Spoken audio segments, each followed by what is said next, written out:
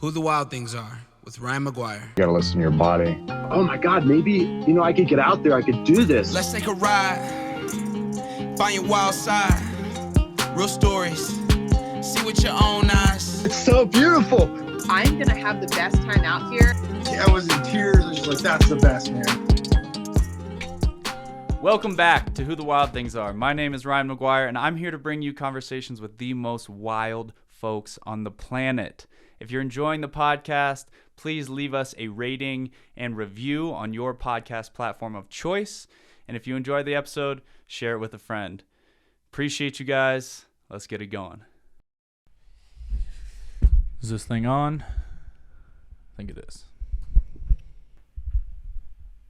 All right, what's going on, guys? This is a first for me. It is a solo podcast. Never really done this before because it always felt a little bit contrived, but yeah, here we are. We're doing it live, and it's going to be a two-part series. So part one is going to be about races and the like in 2024, and then part two is going to be about survival courses, adventures in 2024. So those are my two passions in life, and I'm going to share with you guys basically what we're looking at here is a giant 365-day calendar that I've got a bunch of my plans for the year on. It's always a working document, but I'm going to share what I've got going on here. For anybody that's interested, this is what it looks like planning all this stuff out. So without further ado, let's talk races. There's sort of a difference. Not all races are created the same. So in my schedule, what I've got is sort of things that I think of as A races, and that means those are races that I'm training for specifically, maybe even tapering going into those races. And then there's sort of B, C level races where I'm not doing as much specificity and less tapering. So we already did one race this year. We did a deca mile in January. That was not an A race, but it was a fun checkup on where my fitness was.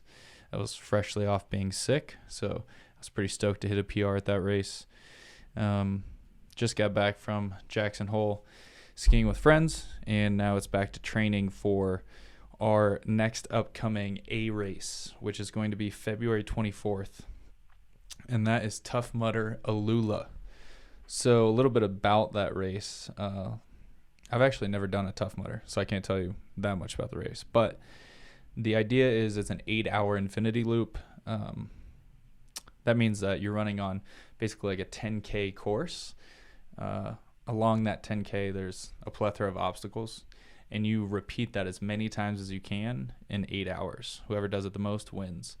The interesting thing about the Tough Mudder Alula race, that's, again, in Saudi Arabia. Alula is the name of the town. This is the biggest prize purse in history of obstacle course racing that I know of. First place for singles is $80,000. There's also a doubles and even teams of 4 race. All of those paying out top dollar. So it's bringing in the best athletes in the world.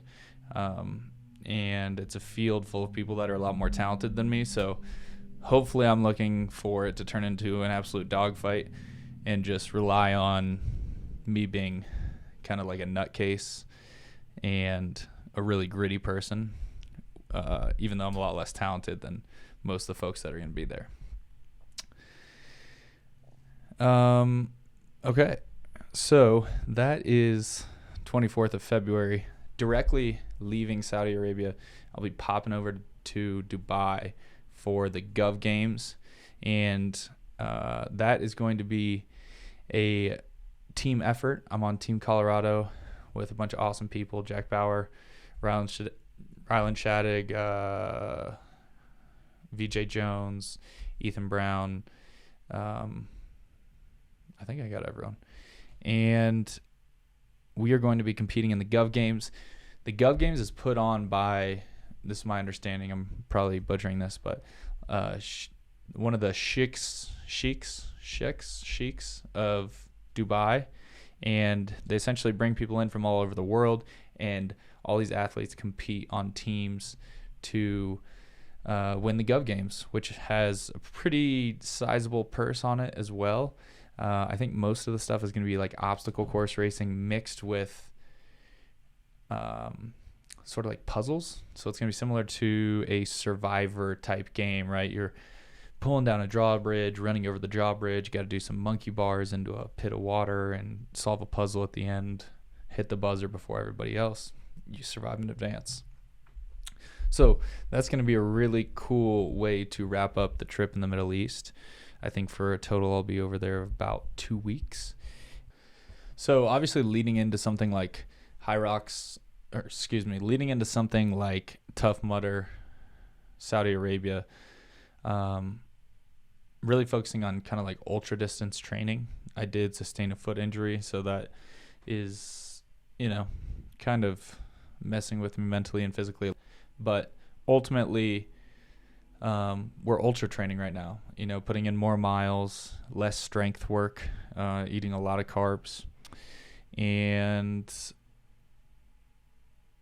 it's going pretty well. I feel like my overall long distance fitness is coming up.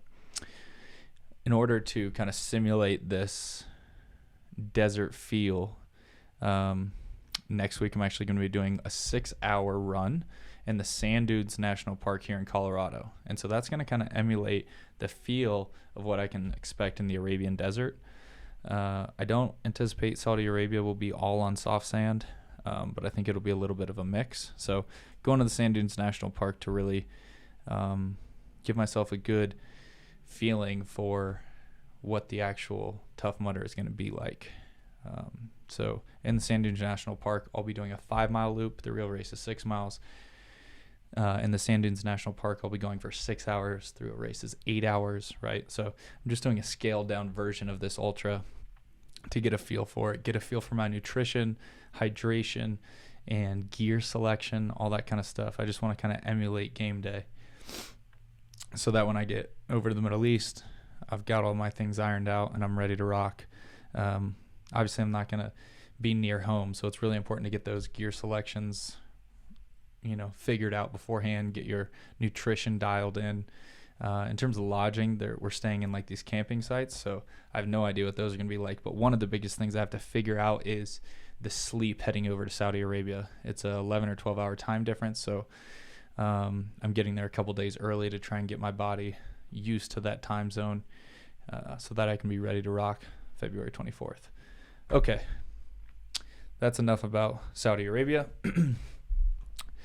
And again, I'm going to be giving you guys all the adventure stuff and survival trips in episode 2, so make sure you come back for that. Right now, episode 1, we're just going to focus on racing. So after that, we've kind of got a gap. Earlier, or at the end of 2023, I guess, I qualified for High Rocks World Championships in Nice, France, and I accepted that. So, planning on heading to France for the High Rocks World Championships. So the way I'm looking at this is after Tough Mudder, I'll kind of have this like increase in mileage and volume going into Tough Mudder. I'll do Tough Mudder and Gov Games, and then after that, I'm going to have a good aerobic base, but it's going to be time to take down the mileage a touch and increase my intensity for High Rocks. So through March, April, and May, I'm going to be really focusing in back on High Rocks. I'm also going to be doing a couple interesting, we'll get to that later.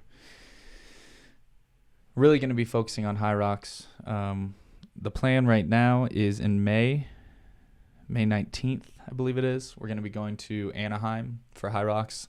If I'm going to a High Rocks tune-up race, I pretty much always try to pick California so I can go surfing. So we're going to go to Anaheim, a big group of us, use that as a tune-up for a couple weeks later. What's that, 1, 2, 3 weeks later, going to race World Championships in France. I'm definitely going to be racing men's pro singles. I might also be racing doubles if I can get a qualifying time. And as long as they allow us to do that, it's kind of still out there. I'm not sure if they're allowing people at World Championships to run solo and double. If they do, I would really like to do that, especially because I'm going all the way to France, so why not run both? All right, so that gets us to June, and our next big race after that, so we went kind of ultra shape, high rock shape, now we're going back to ultra shape. Our next big race is going to be the Leadville 100, but we have a couple things in between there that I want to talk about. And some of my stuff, it's hard to decide. Like, it's kind of an adventure that also involves running and going fast, but also primitive skills. So it's like, which episode does that go into? So I'm going to try and do my best to parse these into 2 clean episodes. The Leadville 100 is obviously a competitive ultra marathon here in Colorado. It is 100 miles. And I'm thinking in order to do that, I'm going to do a couple really big ultra style efforts beforehand. One of them is going to be the Mount Morrison Marathon. This is something I came up with last year. I unfortunately wasn't able to do it because I messed up both of my feet, and that was what led me down the path of pursuing the the assault bike world record. Hold on. Okay, so leading up to Leadville, I'm going to attempt with my buddy the Mount Morrison Marathon. I wanted to do it last year, couldn't do it because I hurt both my feet. I kind of did something stupid. I got frostbite when I was scouting out this land for a wilderness trip, and I got frostbite on both my feet. That's why I had to go for the assault bike world record, because I pretty much couldn't walk, couldn't run, couldn't do anything except the stationary bike. But now I have this. This is kind of cool. So maybe it was a good thing that I hurt my feet. Anyways, coming back to it, this year I'm going to do the Mount Morrison Marathon. If you don't know, Mount Morrison is a little tiny mountain that's right outside my house, and it is about what is it? How far is it? 2, 3 miles? Yeah.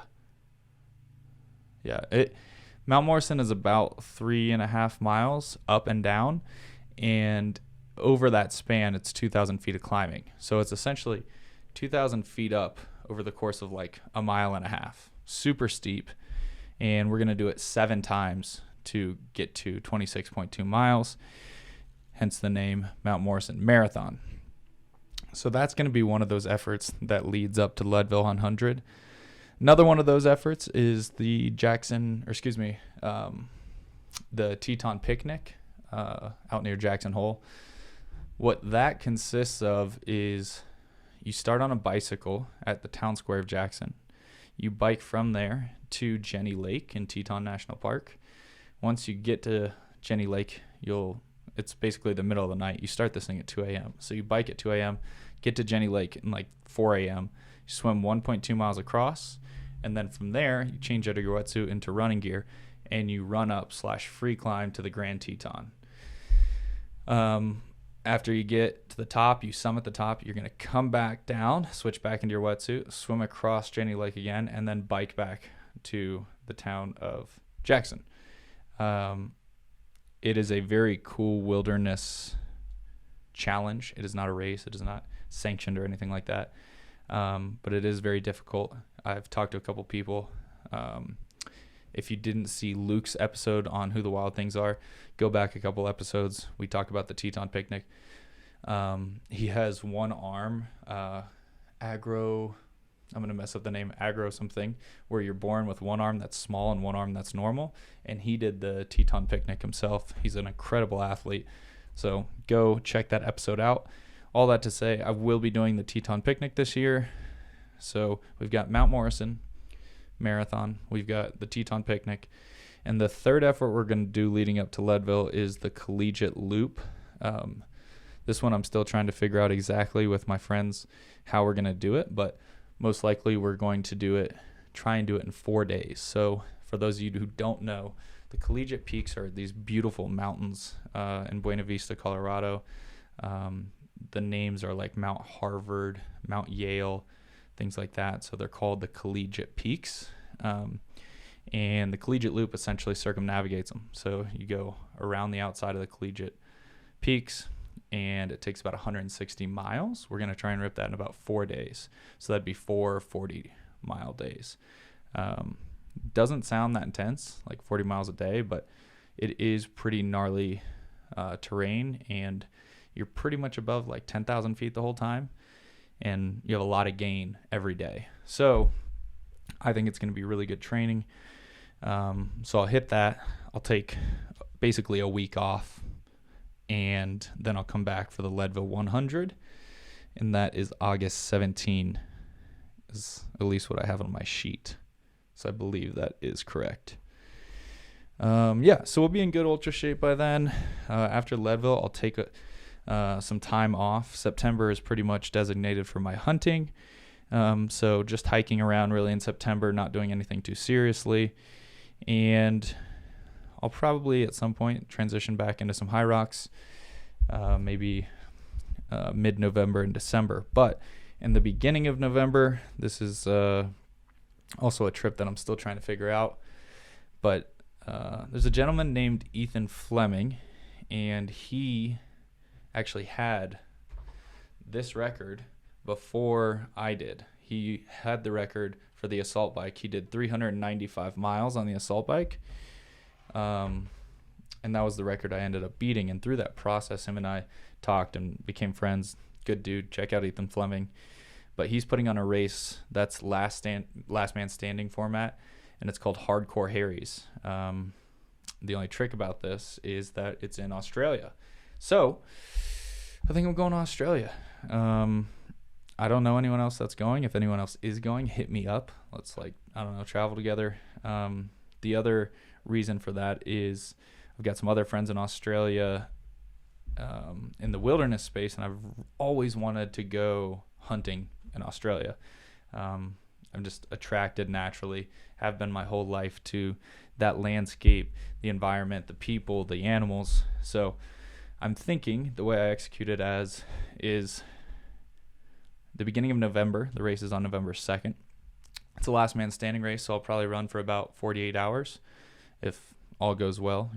I think I could probably, it's a hill, so last man standing, for those of you who don't know, it's usually like a very short track, like 1 to 3 miles, and you do it either like every hour or every 30 minutes until everybody quits and one person wins. Everybody else in the race gets a did not finish, DNF, but one person will win $10,000. This race in particular,